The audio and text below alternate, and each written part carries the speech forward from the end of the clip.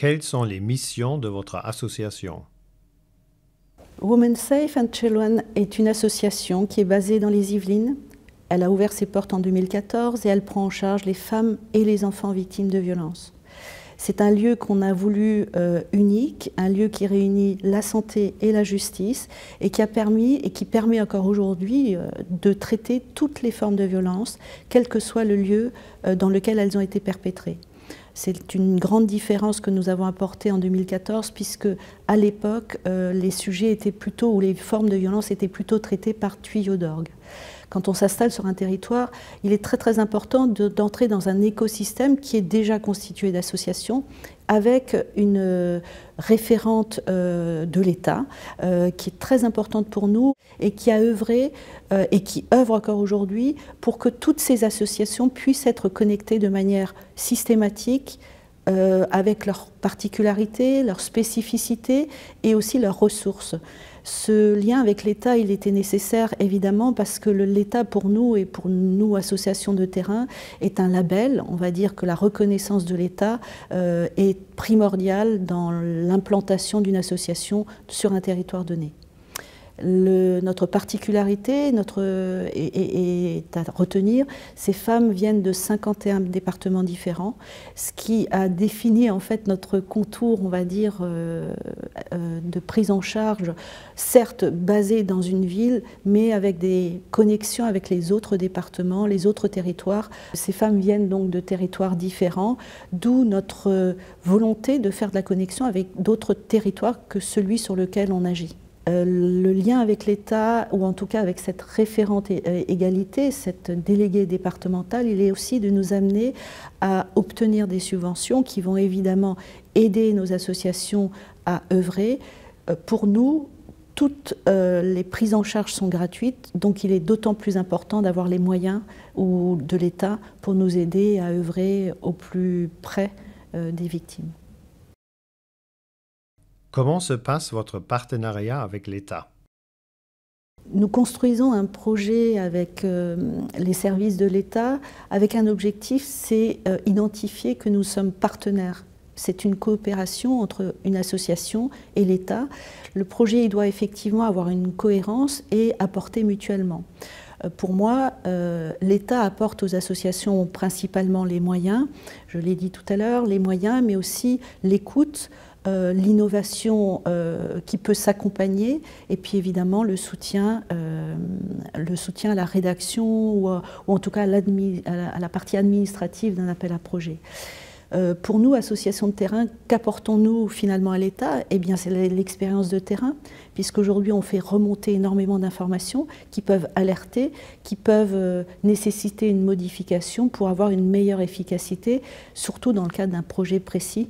Et on a tout intérêt à être dans une interconnexion permanente et à prôner finalement ensemble, mieux travailler ensemble. Lorsque l'on a créé l'association en 2014, on avait une volonté forte, c'est de réunir en fait en un même lieu des professionnels.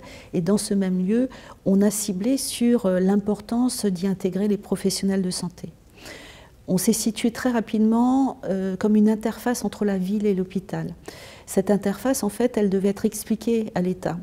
Qu'est-ce qui fait qu'aujourd'hui, nous avons besoin d'y associer tous les acteurs de la santé, qu'ils soient dans les hôpitaux ou qu'ils soient dans les cabinets, par exemple de médecine libérale ou de professionnels libéraux? C'est pour démontrer qu'en fait, la victime aujourd'hui doit avoir un choix de pouvoir aller vers un professionnel qui va l'aider. Alors évidemment, les professions libérales ne sont pas à l'aise avec cette façon de les solliciter pour être dans, on va dire, la prévention et l'action. Donc on les a amenés à mieux comprendre que ces acteurs de proximité que sont les médecins, que sont des kinés, que sont des dentistes, ce sont ceux qui vont être dans le repérage le plus facile. Je donne un exemple, une femme qui vient tous les lundis matins pour demander un arrêt maladie, il y a un problème. Donc le médecin doit s'y intéresser. Nous, c'est très simple, on essaye au niveau de l'association d'être le plus en connexion avec des services qui semblent normalement inaccessibles. Je pense notamment à la police, nous faisons beaucoup de formations de policiers et aujourd'hui cette fluidité, elle s'installe parce qu'on se connaît mieux, parce qu'on a envie de travailler ensemble et parce que le fait de se connaître mutuellement permet aussi d'identifier quel est le métier de l'autre, comment il peut s'intégrer le mieux à une prise en charge qui va être efficace. Quelles améliorations pouvez-vous proposer? Alors, pour améliorer la fluidité de la coopération entre l'État et l'association, j'y ajouterai un premier point essentiel, c'est la construction des appels à projets, qui sont très complexes pour les associations. Elles nécessitent même un emploi à temps plein chez nous, ce qui n'est pas normal puisque tous les moyens que l'on nous donne, c'est normalement au bénéfice des victimes. Donc la complexité des appels à projets m'amène à vraiment conseiller de revoir un peu la manière dont ces appels à projets sont construits. Le deuxième conseil que j'aimerais donner, c'est d'amener à une fluidité des informations. Je pense notamment aux femmes qui aujourd'hui viennent nous voir et qui sont amenées à quitter leur territoire d'origine pour venir demander de l'aide sur notre territoire. Que rencontre-t-on comme complexité? C'est très simple, c'est déjà arriver à avoir de l'information concernant par exemple un auteur.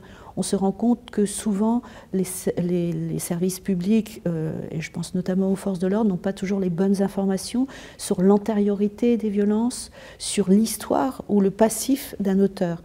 Pour une femme qui vient chez nous, par exemple, là, il y a une autre problématique, c'est sa demande de s'implanter sur un autre territoire.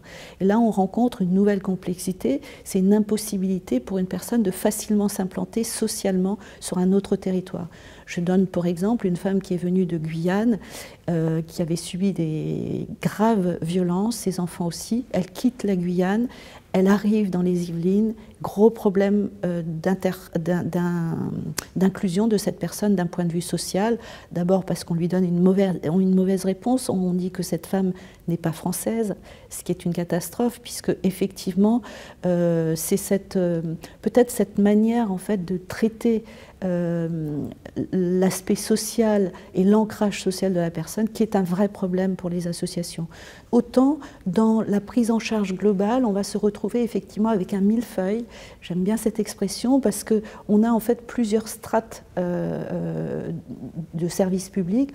On a l'État, on a le département, on a la région. Toutes les missions finalement de ces institutions sont différentes, pas toujours bien connues. Puisque la région s'adressera plus à l'adulte majeur, le département plus à l'enfant mineur, voire la petite enfance, et puis l'aspect social de la personne. Et vous avez l'État qui va essayer de réguler en y mettant effectivement des actions qui seront plus ciblées sur les forces de l'ordre, le lien avec le parquet, etc. Et c'est pour nous, associations, quelque chose d'extrêmement complexe parce qu'il faut y trouver toujours les bons interlocuteurs qui vont y mettre effectivement leur expertise de bon niveau sans tenir compte, par exemple, que quelqu'un peut venir d'un autre territoire et qu'il faut absolument l'intégrer parce que on parle bien de victimes et aujourd'hui les violences ne sont pas une maladie, donc on ne peut pas traiter ça par géolocalisation ou comme on le fait par exemple pour la psychiatrie, on dit c'est sectorisé.